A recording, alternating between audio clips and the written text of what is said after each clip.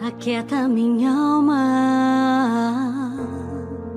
faz meu coração ouvir tua voz. Por que estás abatida, ó minha alma? Por que te perturbas dentro de mim? Salmo 45, 50. A maioria dos cristãos que conheço, e entre os quais eu me incluo, não vive o tempo todo alegre, como se a vida fosse um eterno mar de rosas. Todos nós temos nossos momentos de aflição, dor e desânimo. As estatísticas sobre depressão indicam que este é o mal do século XXI. Os psicoterapeutas explicam que a falta de sono, combinada com uma dieta imprópria e falta de exercício, pode contribuir para a depressão. Mas as principais causas são de natureza psicológica, como solidão, estresse, sentimento de culpa, ira ou uma perda dolorosa, como falência, divórcio ou morte de um ente querido. Nas Escrituras Sagradas, encontramos pessoas devotas que sofreram de depressão. Davi, por exemplo, era muito talentoso, corajoso, guerreiro e herói. Uma pessoa ilustre e popular, bem-sucedida como Davi, deveria ser imune à depressão. Mas é interessante notar que todas as causas de depressão mencionadas acima, solidão, estresse, culpa, ira e perda dolorosa, estavam presentes em sua vida.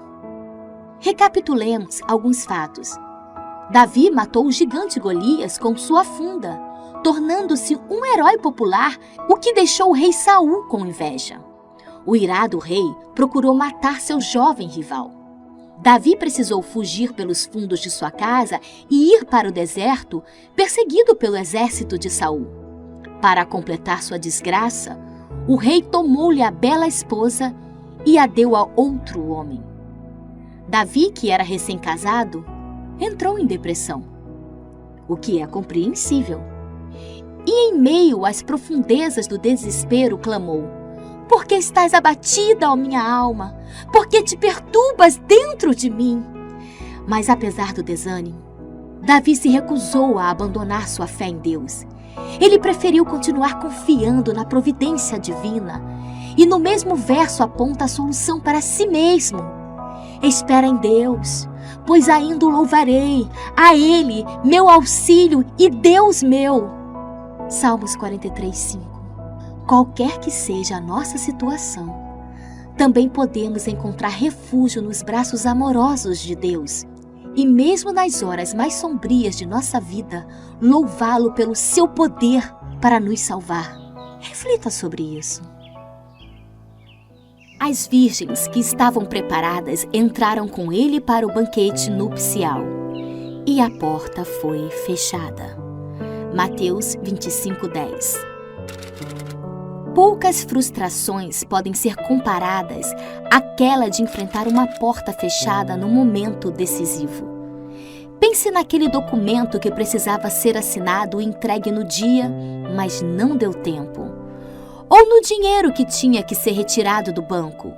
No entanto, a agência estava fechada.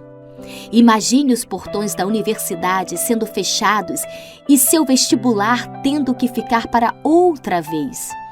O check-in foi encerrado e o fim da viagem, que dependia de uma conexão, teve que ser adiado. Em todas essas situações e muitas outras, os sentimentos que frequentemente dominam as pessoas são a frustração, a raiva e, em alguns casos, até mesmo desespero. Ali está você, desapontado, recriminando-se, gritando com aqueles que podiam dar um jeitinho de abrir a porta. Se tivesse saído 5 minutos antes, se tivesse começado meu trabalho com mais antecedência, poderia ter vindo por outro caminho e teria chegado mais cedo. E as desculpas que damos pelo atraso ou ausência são conhecidas. O trânsito estava terrível. Pensei que o horário fosse outro, e etc. Só que nenhuma dessas decepções poderá ser comparada a esta. E fechou-se a porta. quanta implicação nessa frase. E nesse caso ainda, a frase "não as conheço" soava muito mais definitiva, como se fosse uma fórmula decisiva de rejeição, forçando as moças a não insistir em nenhum jeitinho de entrar na festa de casamento. Na vida espiritual, precisamos estar alerta. Não devemos jogar com a sorte, nem deixar para chegar em cima da hora, nem tampouco nos preparar no último momento. Não é a aparência, nem são as lâmpadas ou os vestidos longos que vão separar as sábias das loucas. É o fato de estarem prontas, ainda que o noivo demore. É por isso que 5 delas foram chamadas de loucas.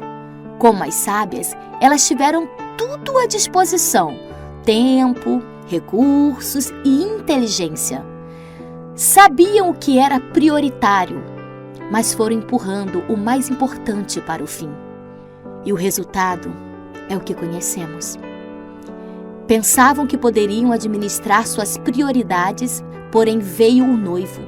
E descobriram que não dava para empurrar mais para frente o tempo, impedir que a porta fosse fechada. Não dava para puxar o ponteiro do relógio para trás.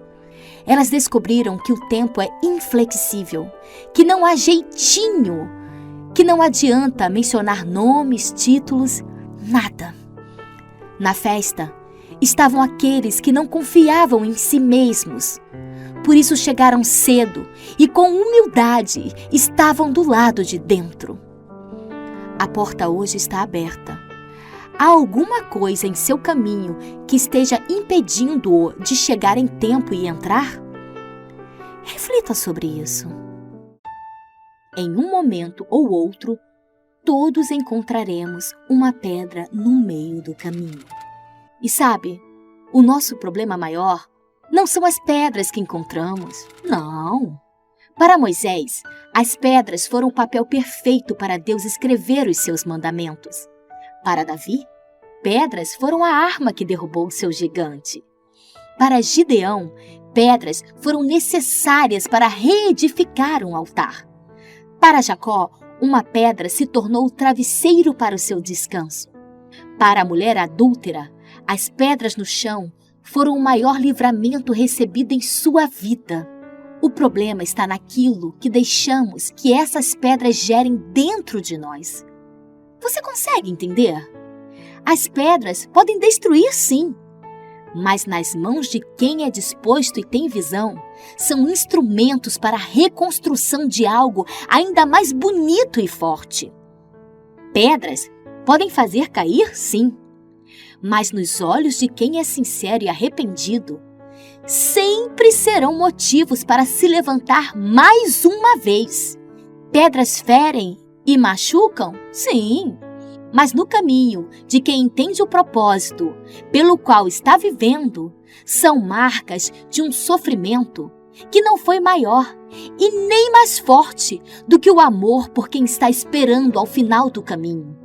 Jesus Cristo. Se permitirmos, elas irão nos derrubar, sim.